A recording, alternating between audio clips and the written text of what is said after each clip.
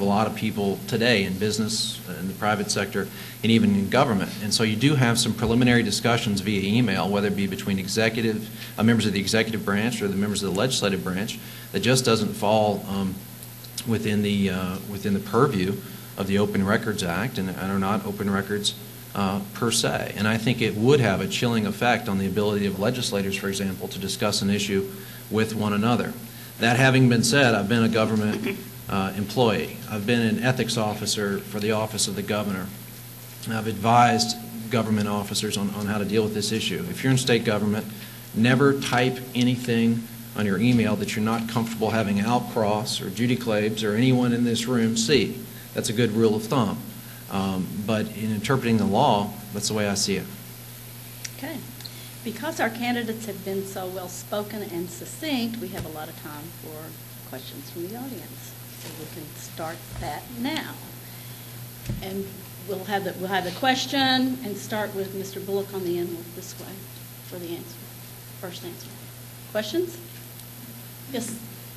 I'd like to follow up on the question you just received, which related to all communications between legislators and their constituents, and shorten that up to reporting of communications between lobbyists and legislators. If you limited it in that manner, would that change any of your opinion on the issue?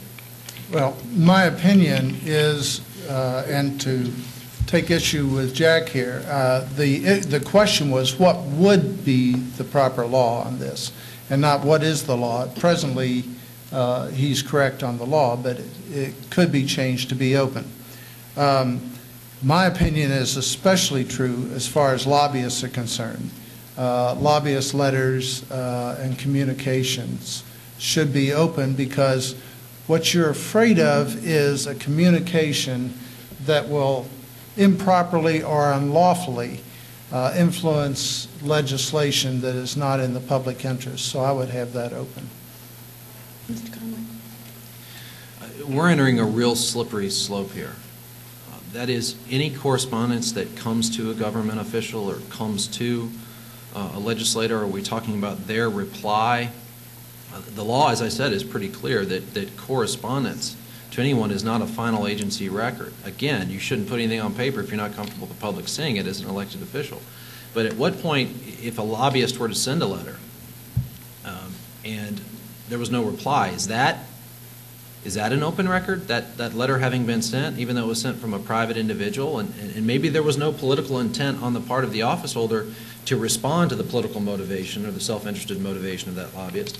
We're entering a real slippery slope here, and that's the reason that the Open Records Law is drafted, to make certain that it's final agency action that's reviewable, so that the public can see what action is taken and then make the judgment for themselves. And there are all sorts of intentions floating around Frankfurt on any given legislative day. I mean, I've worked up there. I can tell you there are more intentions than you can imagine. The question is, how does government act in response to those political pressures? Mr. Conway. I think I'd have to agree with what Mr. Conway said. I was just thinking, in this last week, I've gotten letters from Mitt Romney and Hillary Clinton, and whether I should hold You're on true to bipartisan. should I hold on to those, and are those lobbying? I don't know. I think we are. That is a difficult area, and obviously lobbyists are a little bit different than a constituent, but I do think that you're getting into an area where you're trying to dissect too much, and I think that we have to allow our legislators to have communications with individuals that's our constituents. Mr. Coleman.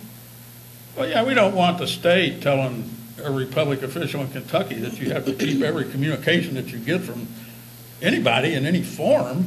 And if we ever get to that point, I'll tell you it's going to be hard for historians, because we're not going to have many communications to look at. People want to be journalists. That's a form of history, but there's other historians out there that look at the past, and they need some kind of a record. So we don't want to frighten people away from keeping a record of what they do, because at some point all these things are going to be either destroyed as family heirlooms or given to the University of Kentucky Library or something like that. So we want to encourage people to keep a hold of these things, so in the future we can look and see what they did. And pass judgment on it. Mr. Larson. Sir, what's your name? What? Jones. Mr. Jones, I want to thank you a lot for asking this question.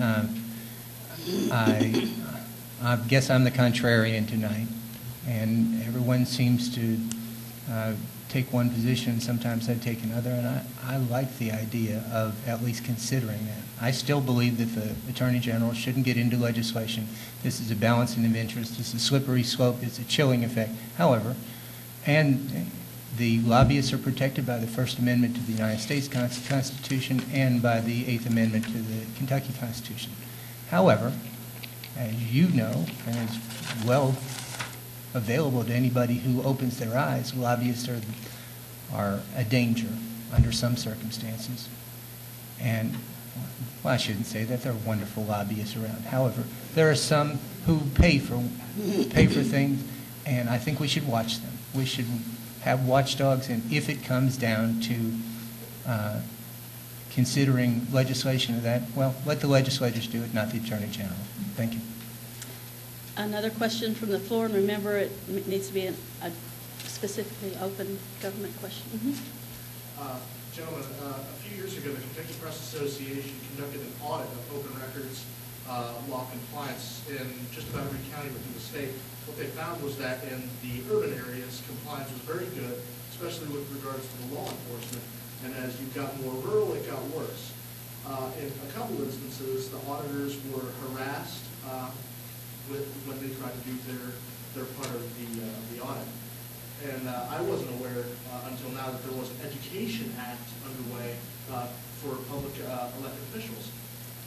Obviously, I guess some just weren't all that familiar with it. How do you envision taking care of the people who slip through the cracks or making sure that they're educated when it comes to these laws? Let's start on this end, work that way, Mr. Larson. Thank you for the question, because it seems to